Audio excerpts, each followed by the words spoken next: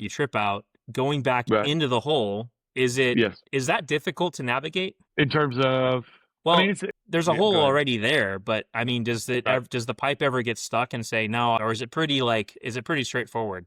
Let me say this, it will if you've got problems. If it's going from washout to a gauge hole in a horizontal, it can have a hard time finding it. Even in a vertical, if the washout's big enough, a lot of times it just takes weight. It doesn't really, like what you'd say, get stuck. Take 30 or 40K tripping in, so you kind of have to pick up and you go a little bit slower and it finds the hole and then you just get back to tripping like normal. But, if your hole isn't clean, if shale's falling in on you, all those different things, like you can 100% get stuck on a trip. When you're pulling that pipe out of the hole, imagine that pulling that pipe out of the hole works in a way. It works kind of like pulling a plunger out of like a needle. If your hole isn't very stable and you're pulling pipe really quick, you can do what we call swab the hole, and so that can like pull in formation or things like that. If it's extremely unstable, most of the time you're fine tripping in and out of the hole.